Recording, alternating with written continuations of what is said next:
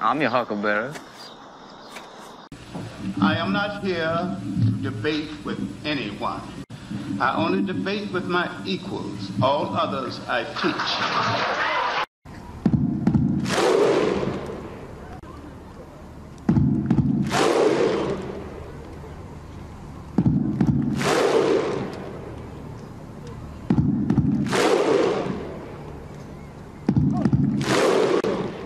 All right, in the beginning, I'm just going to say, well, a couple things.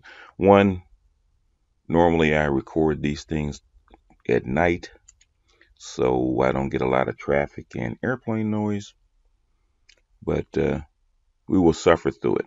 This mic will pick up a lot, so if there's noise in the background, please forgive me.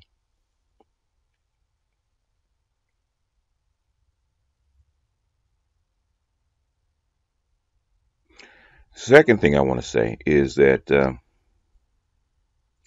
I really don't like people using like a paragraph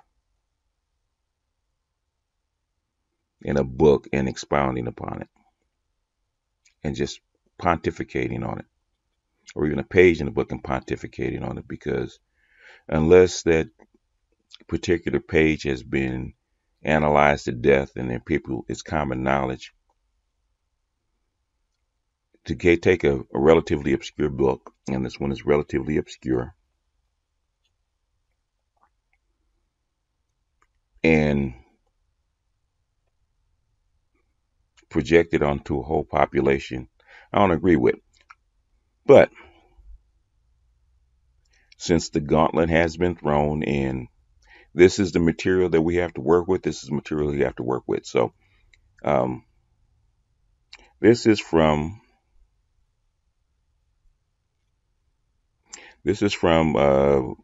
Frazier's the Negro Family in America, and this is the chapter of the book that the great liberator, Mary Brown or Mary Joseph, well, whichever alias he wants to use today, actually used. So we're actually going to go through the chapter. So bear with me. It's like 15 pages. I think it's, yeah, 15 pages. We're going to go through it step by step. You're going to deconstruct this. Okay. He read the first page, which is the opening.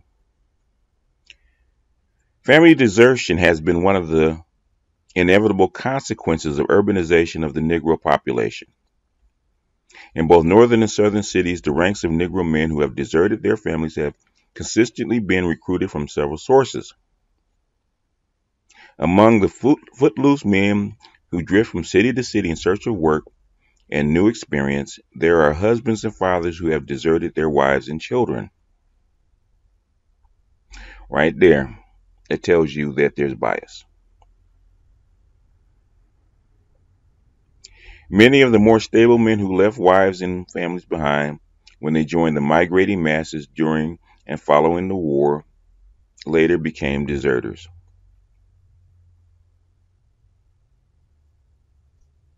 I'm going to tell you that he says it in the beginning, but he has 15 pages that never really prove it. But we'll get to that. Despite their often sincere intentions to rejoin their families and initial loneliness which they experience in the new world, the city with its varied interests proved fatal to family ties. Even when whole families have migrated, the community of interest and the bonds of sympathy that created strong family ties in rural communities have often been unable to withstand the disintegrating forces of the city, which is bullshit because he's talking about the Great Migration. And the vast majority of the time when a man left for the city to find work, he either sent money home or actually brought his family with him. And sometimes that's how most women actually got to the cities. They didn't do it on their own. Men went first. Most families you couldn't go together. You had to send a man first so he can secure work and bring his family, which most of them did, which is utter bullshit. But we're going to get to that.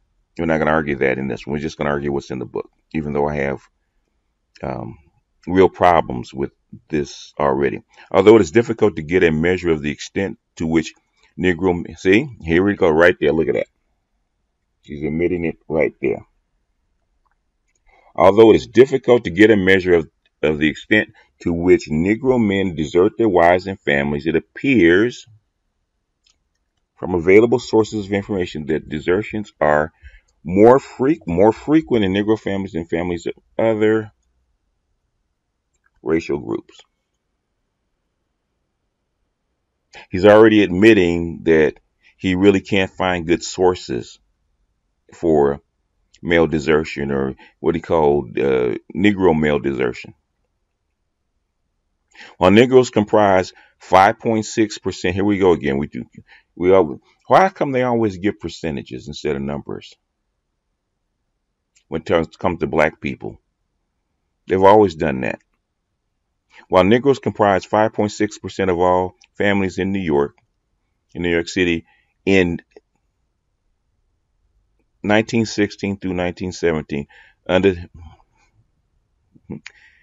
under the care of charity organization society, they furnish 11.2% of the desertions.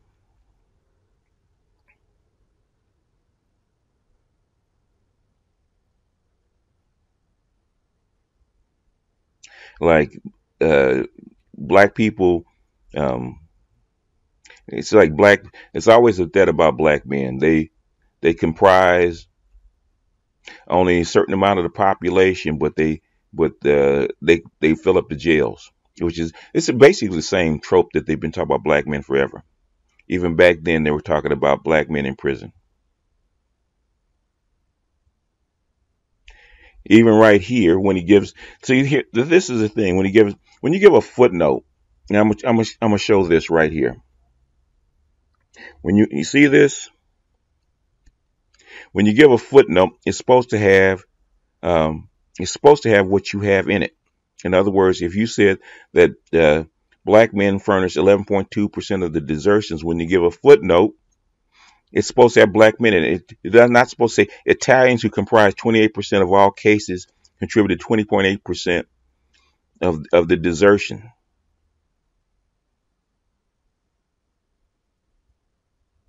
When you give a footnote, there's Italians, and he did this twice. A similar situation was found in Cook County, Illinois, where during the 6 years exclusive of 1914, from 1909 to 1915, Negroes comprised 21.1% of all desertions cases aided by the county agent. Moreover, the large percentage of urban Negro families with women heads seemed to be due in some measure to desertions on the part of men. It hardly seems likely that it hardly seems likely that widowhood, divorce, and legal separation alone account for a large percentage of such families. This is because this is what the women reported. This is what the women reported. It's not what it's not what the agency reported. This is what the agency and the women reported, but he doesn't believe it. In northern cities with a total population of 100,000 or more, from 10 to 30% of Negro families have female heads. This is a higher than the proportion among either native whites or foreign-born whites within the Negro group itself. The proportion of families with female heads is higher among tenants than owners, especially in larger cities where the bulk of Negro population in the North is concentrated.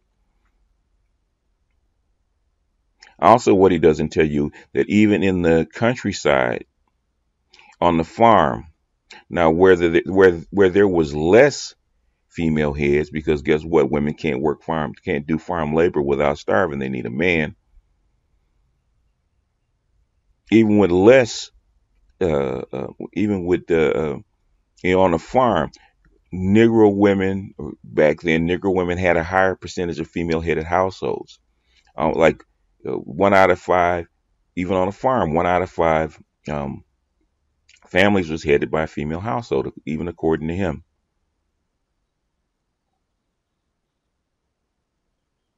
especially in larger cities where the bulk of Negro population in the North is concentrated. Women don't need men to survive. In the southern cities, the disparity between whites and Negroes in respect to the proportion of families with women is much greater. So northern migration hadn't have shit to do with it. Okay. The 23 southern cities with a population of 100,000 or more in 1930. See, and this is during the Great Depression. From a fifth to a third of all Negro families had a female head. However, in most of these southern cities, the difference between owner and tenant Negro families in this regard was much greater in northern cities. Well, it's easier to own your own house or your own shack when you're down south. On the basis of data secured from the original census returns on such families in three cities, Nashville, Tennessee, Birmingham, Alabama, Charleston, South Carolina, we can get some information. Here we go again. Talk about Italians and desertions. Where or in his footnotes you see black people? Where in your footnotes do you see black people? On the general character of the families with women heads, table 13, which is the one we got right here. First in all three cities, both in 1910 and 1920. And he's talking about the census. The proportion of families with female heads was smaller than mulattoes amongst blacks.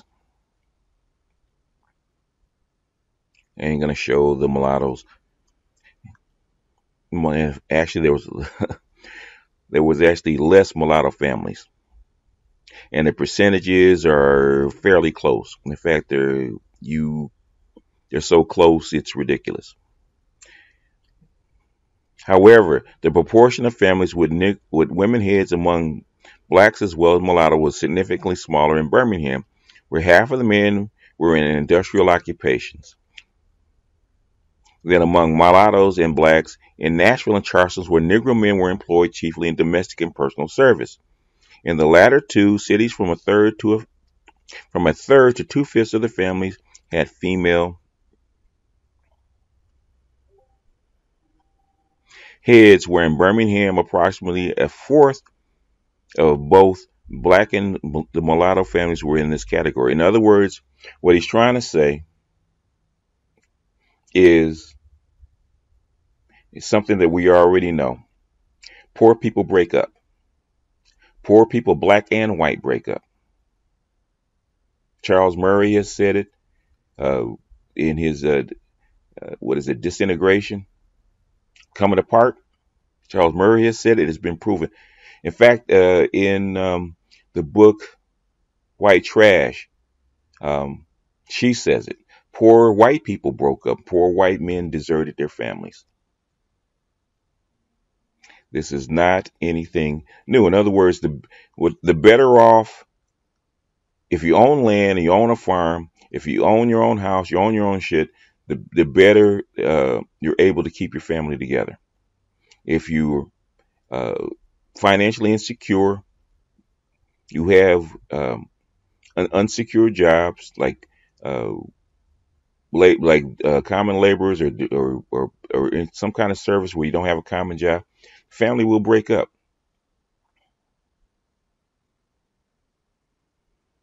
If a man's not working, woman's gonna put him out. It's just something I have to find that. In fact, I did the Philadelphia Negro. I had to find a passage. I wish I could find a passage. Du Bois actually said that.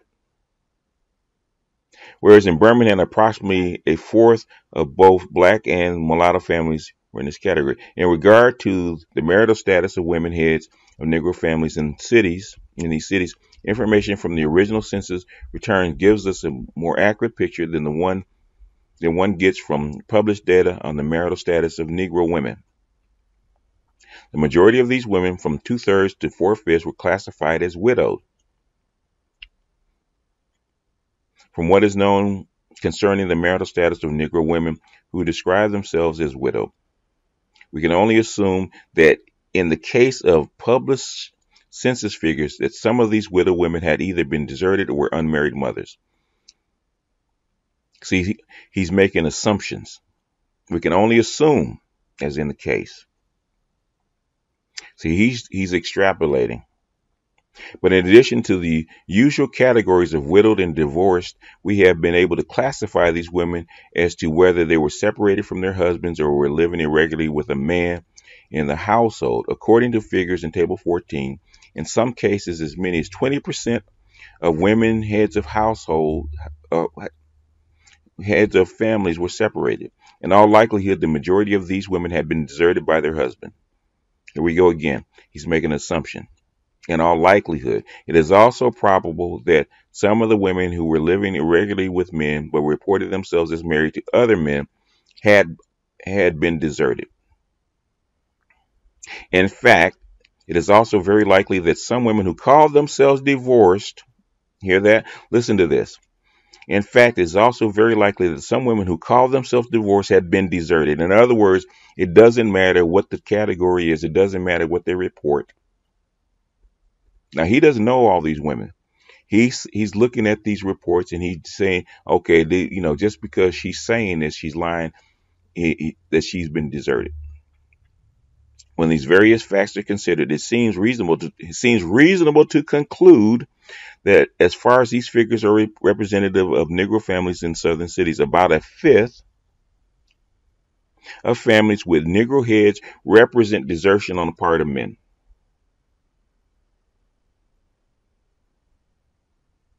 So it does. So if he reports widowed, that means she's been deserted. If she reports divorced, that means she's deserted. If she reports separated, that means she's deserted.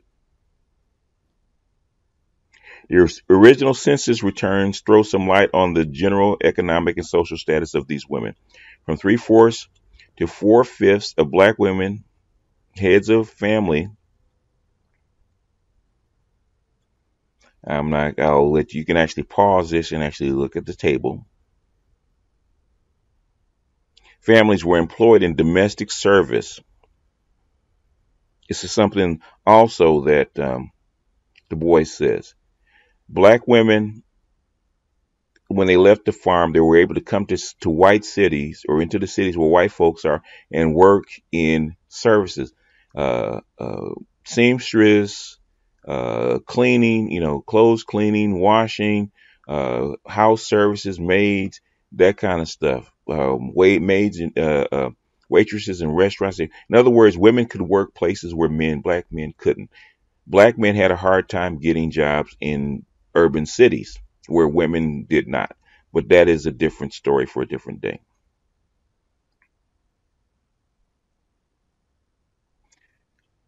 In domestic service, but apparently a smaller proportion depended on their own labor for a livelihood. See that? Moreover, an almost negligible percentage of black women were homeowners, while about 10% of mulatto women owned their own homes. That makes sense. Mulattoes had more money. It is also significant that practically all the homeowners among black women, heads of families, as well as mulattoes, were widowed.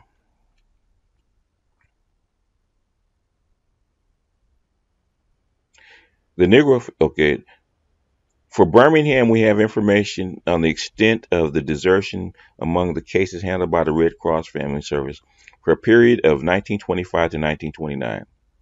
During this period, the number of colored major cases increased from 502, or 11.2% of the total of 4,468 cases, to 2,698, or 25% of the 10,853 cases handled in 1929. That was the year of the crash, economic crash in America. For the years 1926 to 1928, about 20% of colored cases were deserted women. Of course, they're deserted women. That's the Red Cross family. That's a charity.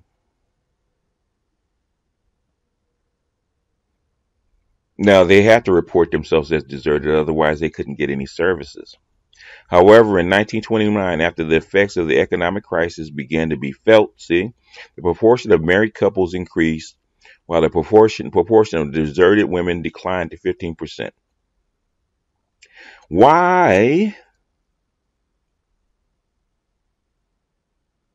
during the economic crisis, I'm wondering, why during the economic crisis, all of a sudden the proportion of deserted women go down instead of up?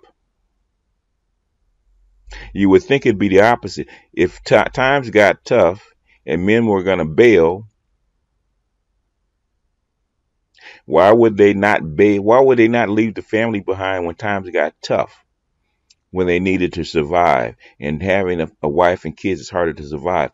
Why, when times get tough, it's the exact opposite? Think about it.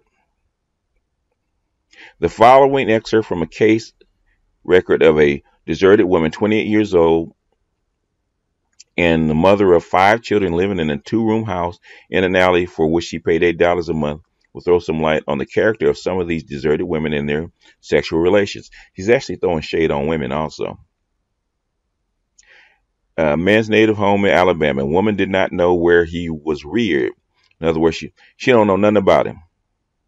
Father died a long time ago, mother living. No brothers or sisters. In other words, I don't know where the fuck to find him. Sounds like what a lot of women say when they actually applying for welfare. I don't know where this dude is. Family had a very good health record. Fairly good home training, common school education, religious and moral influence, very good. Parents were farmers, and he always worked on a farm. That's what women tell social workers. Women's home was Lafayette, Alabama. Father died when she was really young. Mother still living. Has 4 brothers and 3 sisters. Her mother had 10 children, of whom 8 are living. 1 died with TB. She was given a good home training, religious and moral influences, not very good. Very quiet type, but mother before she was married. But was a mother. What? See this? Was a mother before she was married. She was living away from home at the time. She was reared on a farm and had to work in the fields most of the time. Did not go to school very much. Husband was not the father of her illegitimate child, but another man. She might not have ever even been married. But the thing is, back then, unless you had been married, it's very difficult to get services back then. In other words, women having, especially black women having kids out of wedlock was frowned upon. And to get services, you're going to have to say certain things like being married. I doubt that she married a dude. Man and woman lived together, very agreeable for a while. He provided very well for his family during their stay. They were parents of 3 children, and he deserted when the last one was a few months old, leaving her with nothing to live on. Where have we heard this before? We're still hearing this. In fact, I just played this with a woman that had 4 kids by 3 baby daddies and was pregnant with a 5th and just had one guy walk out on her. It ain't changed, folks. He left town with another man's wife. The woman has always been interested in her children and tried to provide for them. She seems very childish about planning for them. After her husband left, all her people left. She became the mother of another child. This man promised to support her children after a while he left too. Was this guy her husband too? The neighbors helped during her confinement. Later it was found that look at this. Later it was found out where the father of her last child was living, and he was asked to support her.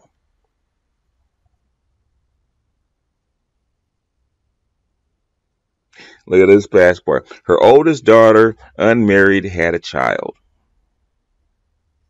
Family desertion among Negroes in southern cities is in a large measure only one aspect of the disorganized family life and unregulated sex behavior of these newcomers to the city. Desertion is often found in conjunction with other types of loose sex behavior as apparent even in the sketchy details recorded in the case records of social agencies.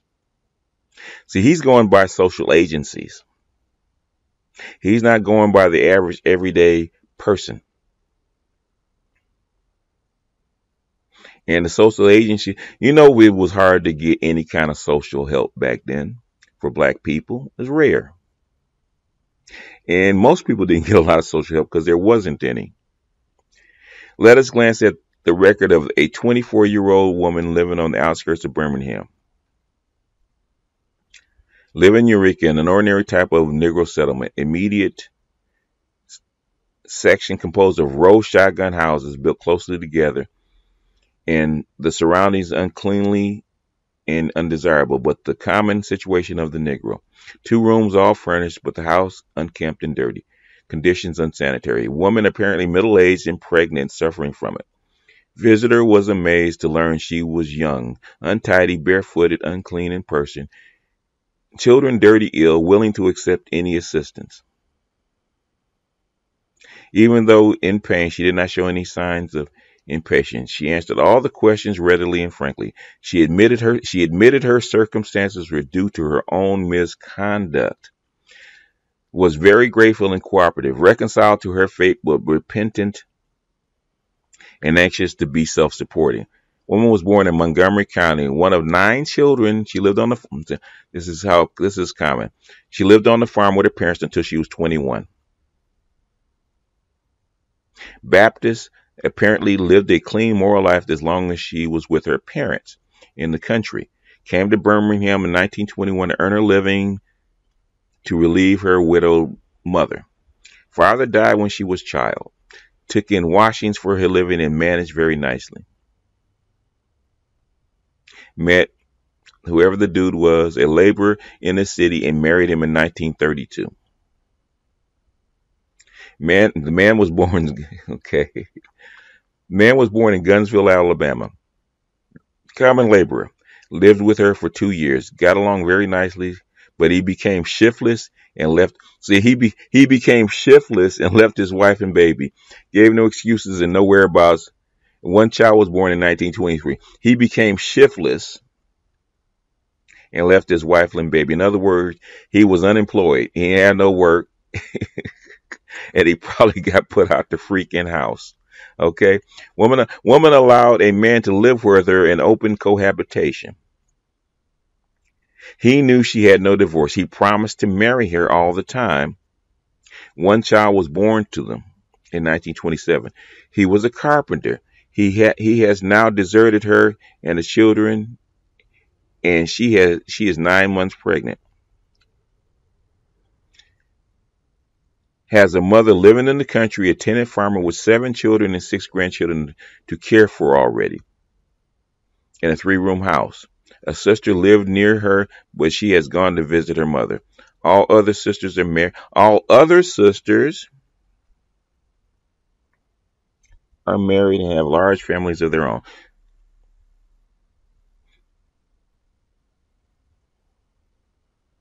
Now the rest of her family is fine.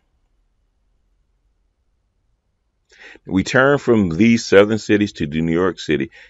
We find that there are also desertion cases constitute a large portion of cases of dependency handled by social agencies. See, all this is what passed for welfare back then. All this is what passed for welfare back then. This is nothing but them talking to a social worker, basically. An analysis of records of the charity organization society over a period of 10 years from 1924 to 1934 showed that both the number and proportion of Negro undercare families served by this agency have increased. Now, this is not talking about desertion. Of course, it increased during the Depression.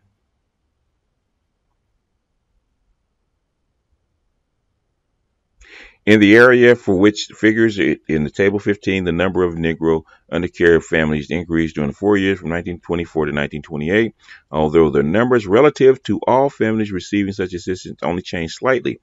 However, beginning in the fiscal year 1928 to 1929, there was not only an increase, I'm not going to read the footnote, in the number of Negro families, also a decided increase in the proportion of total families receiving major services. From 1931 onward, Negro families constituted to like 45% of the total. It's the Depression. They ain't got no place to go, especially in the city.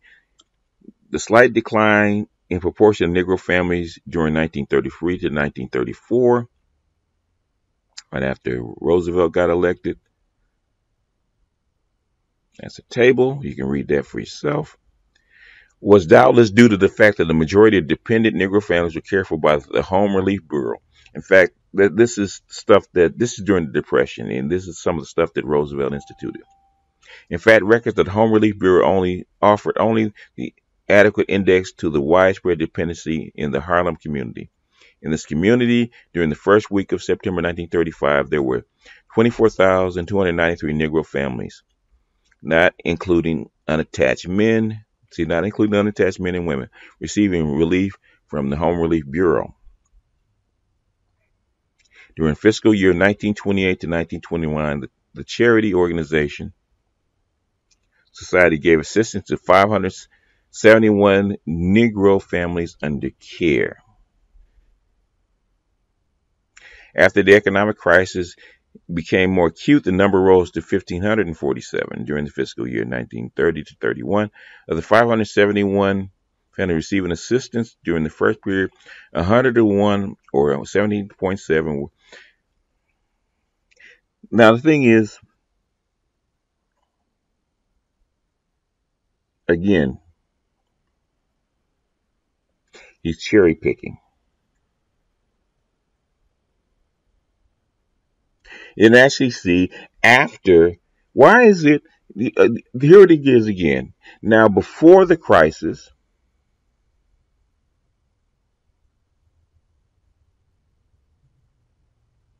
before the crisis deepened, you have more desertions.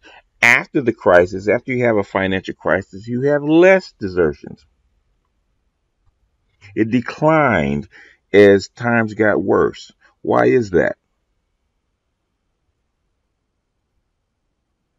You can look at the table yourself, pause it if you like. The majority, about 3/5 of the cases handled by the charity organization society, represented migrants who had come to New York City during and subsequent to the World War. In other words, this is first beginning of the Great Migration, and these people came in there and got stuck during the Depression. Although specific information is lacking concerning the birthplace of about a third of cases, the record simply stating they were born in the United States. The majority of the cases were doubtless persons of Southern birth. He's making assumptions. Okay. However, the records contain specific information to the effect that more than a fourth of the cases were of West Indian origin. That about 5% were natives of New York. So they say.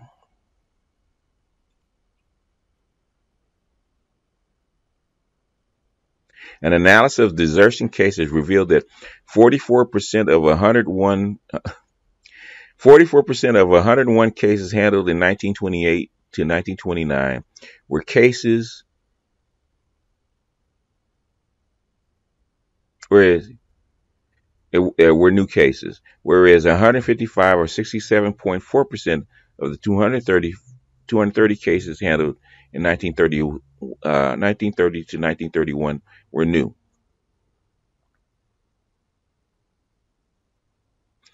Among the desertion cases, there was a larger proportion of families that had come to New York City since the war than among dependency cases as a whole. As to the origin, they showed the same proportion of Southern birth and West Indian background. As far as one could learn, the occupational status of the deserters were employed in unskilled occupations and domestic service.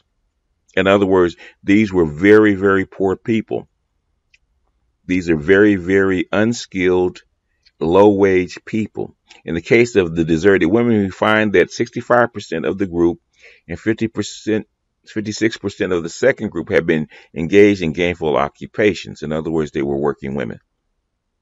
In both groups, nearly 90% of the regularly employed women were in domestic service.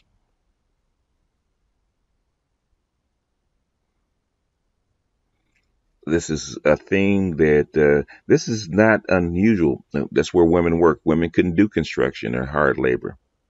50% of deserted women and their spouses were between 30 and 40 years of age.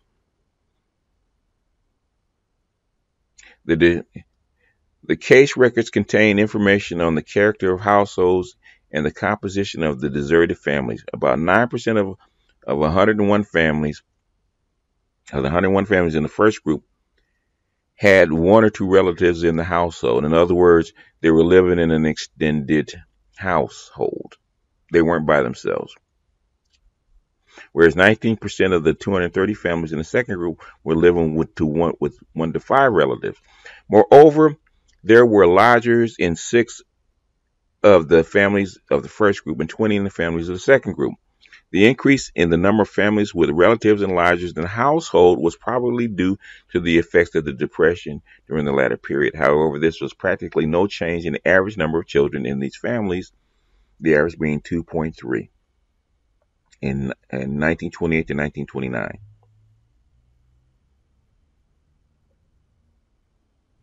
And 2.2 in 1930 to 1931. In both groups, about the same proportion of families had children away from home and in institutions. In Chicago, where a large number of migrants from the lower South have settled since the war, the trend of family desertions during recent years may be studied in relation to the economic and cultural organization of the Negro community. Here, as in other cities, family desertion generally comes to the attention of Here, as in other cities, family desertion generally comes to the attention of both private and public welfare agencies in connection with dependency. In other words, the way he's getting desertion records from welfare offices. Of course, number one, more if they need help with the women, all women are going to say what they need to say to get their kids fed. So whether they kicked him out or he was never there or anything like that, they're going to say what they need to say.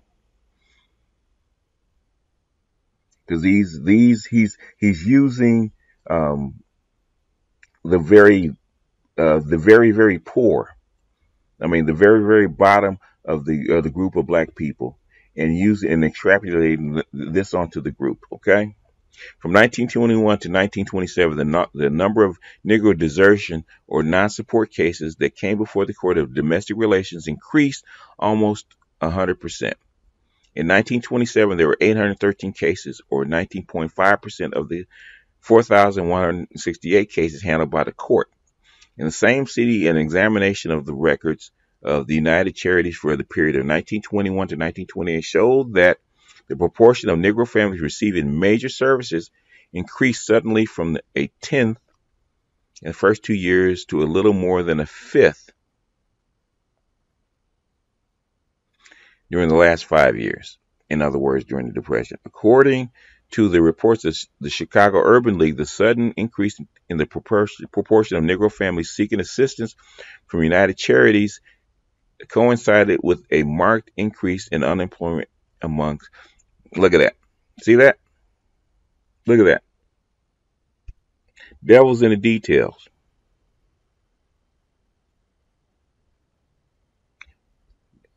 Coincided with what? A marked increase in unemployment among Negroes in 1924. This is before the Depression. The Negro cases handled by this agency during the 7 years indicated that less than half were reported as deserted families. A check of records of the United Charity shows that its agency handled 750 Negro cases of family desertion during the 2.5 years from January 1st, 1926 to January 30th, 1920. This is during good times. If you notice, the desertion cases always go up during good times and go down during bad times, which is counterintuitive. 2/3 of these cases were located in the South Side community. However, they were very unevenly distributed. What is of importance to us here, when on the basis of these cases, desertion rates were calculated for 7 zones marking the expansion of the community, the rate showed a distinct downward trend. Although there were only 9 cases in the first zone, these cases amounted to 2.5% of the families in that area. The first zone, which was just outside the loop, whatever that means, was an area of extreme physical deterioration and social disorganization, and was fast becoming depopulated. The 100 deserted families in the next zone, which was similar in character to the first zone, constituted 2.6% of the resident families. These relatively high rates coincided with the high dependency rates, 8 families out of 100 being supported by charity in the first 2 zones. In the third zone, there was a slight decline in desertion rate, although there were other signs of family disorganization. The third zone was, in fact, the bright light area of the Negro community, there being little family life and considerable vice in the area. The Negro in this area was likely to exhibit greatest sophistication in city ways. He's a snob. Therefore, it's not surprising that the non-support rate based upon cases brought before the court of domestic relations showed an increase over the rates in the first 2 zones where the less sophisticated migrants lived. Talking about poor people. Less sophisticated. Talking about poor.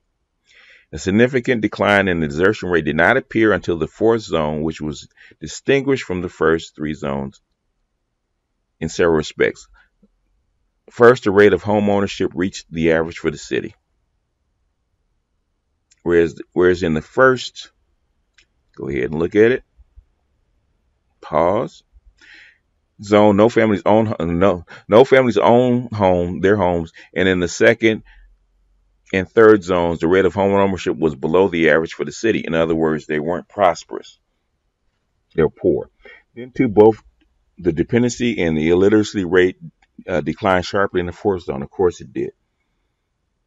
In this zone, illiteracy was about 1/6 as high as in the first zone. The dependency rate was almost half that in the third zone. The decline in the desertions in the next 3 zones was even more significant, from 11 in each 1,000 resident families in the 5th zone.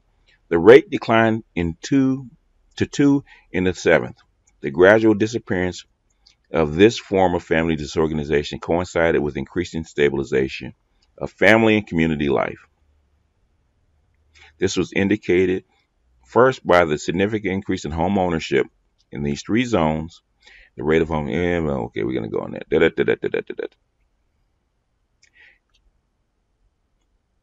The higher economic status,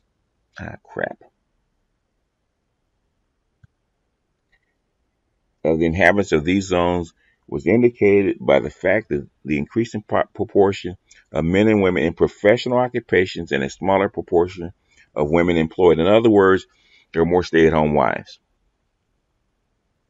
because they had more money. Along with desertions, both dependency and non-support tended to vanish.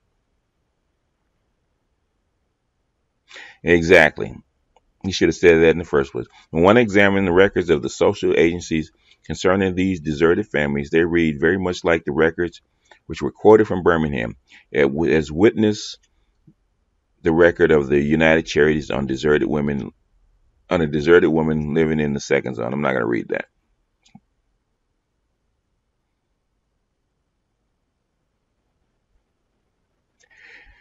We're going to finish up. More intimate documents such as life and family history secured from these deserted women and their former husbands furnish a wealth of information on their inner lives and their attitudes, wishes, conceptions of life, and how these have been affected by the urban environment. In many cases, these broken families were once well adjusted to the simple rural life. He's making an assumption.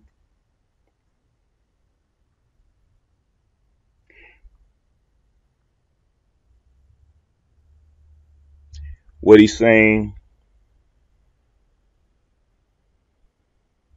what he's saying is what he's trying to say, and he should have said it just outright. In the South, they had an extended family. And on the farm that they were adapted to, their culture was adapted to, they had a large extended family, had open area in smaller towns, and without the grading of an urban environment, families stay together. The urban area in all urban cities, no matter what race it is, in any urban city, it's going to cause a breakup until you have a generation that kind of become adapted to the environment. You're going to have dislocation. That happened with the migrants coming in the 1850s into New York and into Boston, where they had the exact same thing. In fact, it was actually worse. But anyway, but despite these various forces in urban environment, sympathetic ties draw to the deserters back to their families. The behavior of the Negro deserters, who will likely return to their families even after several years of absence, often taxes the patience of social workers whose plan for these families is constantly disrupted. Where have we heard that before? In many cases, of course, the dissolution. Now, as far as desertion, this guy could have gone off to find a job. This guy could have gone off to find work because he couldn't find work elsewhere, especially during the Depression. And for the woman to actually get services, she's got to say that the man deserted her. She couldn't say that the dude went off someplace to find work. So now when these dudes come back 2 or 3 years later to reclaim their families, now that broad has to come up with a different story. In many cases, of course, dissolution of the simple family organization has begun before the family reaches the northern city. That's one thing I have to agree on. That these families have managed to preserve their integrity until they reach the northern city. Poverty and ignorance and color force them. Poverty, ignorance, and color, which is racist, force them to seek homes in deteriorated slums from which practically all institutional life has disappeared. Hence, at the same time that these simple rural families are losing their internal cohesion, they're being free from the controlling force of public opinion and communal institutions. Family desertion among Negroes in cities appears to be one of the inevitable consequences of the impact of urban life on simple family organization. What he's trying to do is blame the breakup on the black family, on the men, on the black man. Possibly because black men are the easiest one. Everybody blames everything on the black man. Okay. Du Bois was the only person to actually give black men some kind of credit because I have to reread that again, man. Told Philadelphia Negro. He was actually saying how when rural Negroes moved to Philadelphia into urban life in the 1890s, what he saw was that the women were able to find work being domestics and doing other kind of services where the men could not. And even though the woman would have a child and they would get married and have a child, if the man could not secure work, he was actually ejected from the home. And take what I'm saying with a grain of salt because I don't have it in front of me. I actually read it. I can't remember the page number. I actually have to go back in and dig in and actually find where he said it because it's actually significant. Where his Du Bois actually basically said he just reported this is what's happening. This is why the families are actually breaking up in an urban area because men can't find work. Anytime you find where men are laborers and can't find work, once they cannot support themselves, and the woman has, you can't really blame her, okay? If the woman has children to feed and her labor is going towards housing and feeding children, if that man can't work or he can't find work, Okay, he's not acid to her. What is she gonna do? She's gonna eject. And white women will do exactly the same thing. Don't get it twisted. A white woman's not gonna carry a white man that's not working. She will eject him too, and there is very little difference between the two. Very little difference between the two. I might have to dig out some other stuff because there's a very good book called The Boy Problem, where she kind of describes some of this very same thing that went on with white immigrants in, I think it was New York City. I think it was New York City. But anyway, but she was actually talking about education, how they handled the children. Well, anyway, let me finish up. I don't. This is going about an hour. I actually finished the pages faster than I actually thought. What he's really trying to say is that urban life, period. I don't care where it's from. To make that adjustment from rural to urban is very difficult. And European cities, especially in a patriarchal system like Europeans have, um, and they were much more adapted to having a nuclear family, whereas black folks are not. Um, it's going to cause disruption. And when black folks had to leave the rural South, one for because of Jim Crow, secondly because of poverty, um,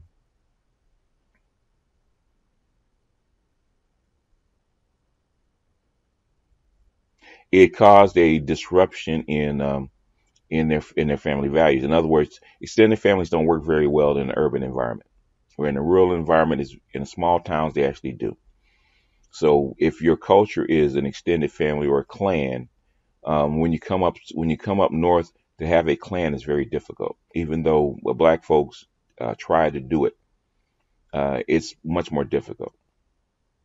But instead of saying, he did actually say that in other parts of the book. In this chapter, he's going in on black men. There's other chapters of the book where he talks about that Amiri Brown didn't touch on, where he actually says that all but admits that the black family is a matriarchy. And I might do that chapter, I might not. Actually, you know what? This is like homework. Doing this crap is like doing homework. And it's like doing homework for nothing, for free, just to correct somebody's bullshit. I don't mind people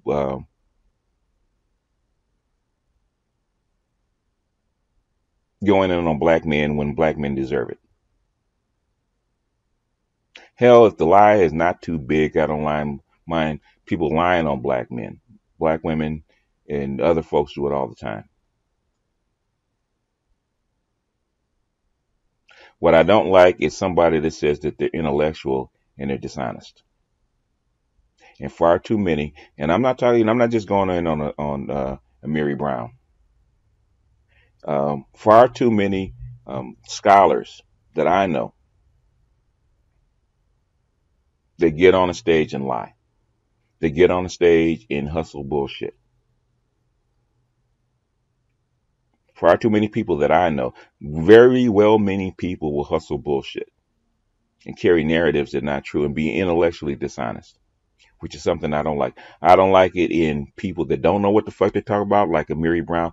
I don't like it I especially despise it in people that do know what they're talking about. Especially despise people that actually read this shit, study this shit, know exactly what's going on in lie. Melissa Harris Perry. I can't stand chicks like Melissa Harris Perry. I can't stand chicks like Melissa Harris Perry. You're actually using bullshit narratives to actually serve an agenda, even though you know that's not the truth. Because you read the shit. You go to conferences and argue this point and still lie. I talked to a couple of professors that have told me that.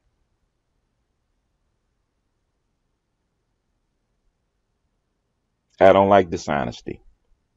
If you're gonna do an analysis of the black family and the black family strife, tell the whole fucking truth. Tell the whole truth. Black men aren't perfect. They're just like anybody else. This dude, even though this dude in this chapter went in on black men, trust and believe, if you go further earlier in the book, he goes in on black men, black women. And he doesn't have kind words to say to them about them either. Because this dude at this core, you can tell he's probably a mulatto and he's probably an elitist. Because he's educated, he's a professor. And he despises low class black people. Because he's probably part of the talented 10th. He's telling his language, especially black men that aren't successful.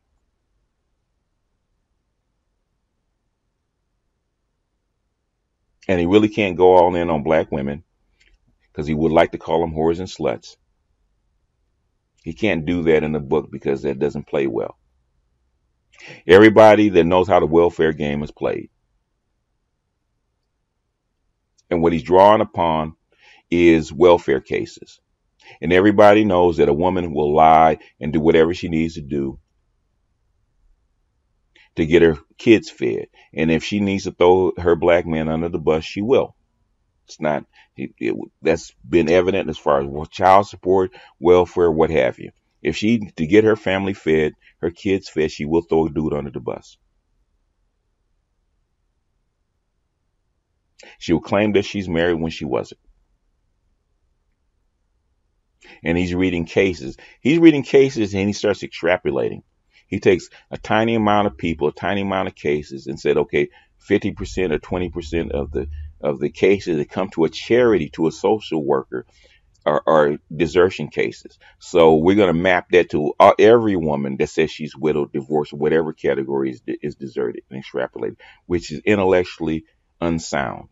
And for a guy that's researching this, to use it, especially a fucking paragraph, and didn't do his fucking research, or can't reason that this dude is actually his research method is actually off or questionable,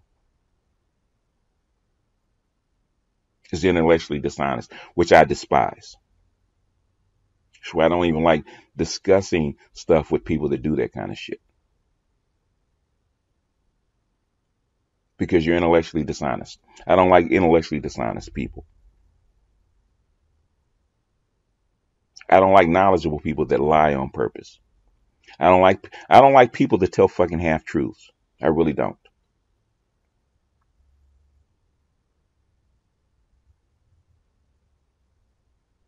If you're gonna tell the truth, tell the truth. In other words, don't come on over here and tell half truths, because it disgusts me. It disgusts me with white people. I hate when they do that. Tell half truths.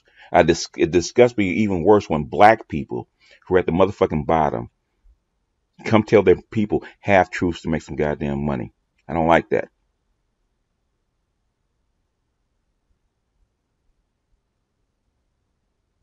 If you're going to pull a book and going to claim that you did scholarly work, do fucking scholarly work. This is the third fucking time that you've done this. And I do not like it.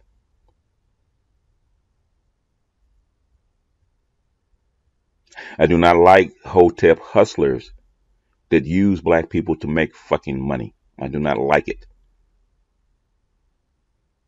If you're going to be here and you're going to claim that you're giving out information, give out information. I do this shit for free. I'm doing this for free right now.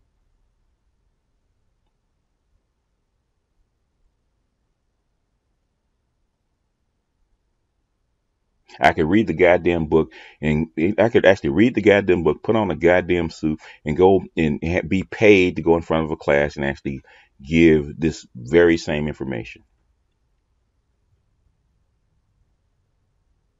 And pocket $500 or pocket $200 or $300.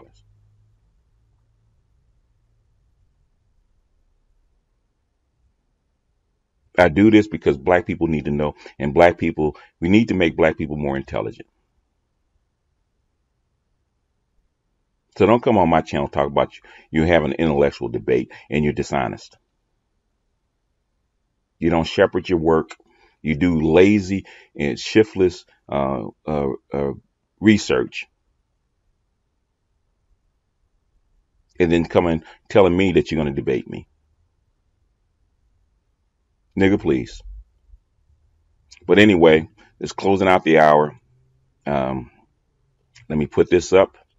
This is BGS out, and I will see you guys on the next one. I got other stuff to do, man. This low priority bullshit, man, is starting to get on my goddamn nerves. Anyway, peace.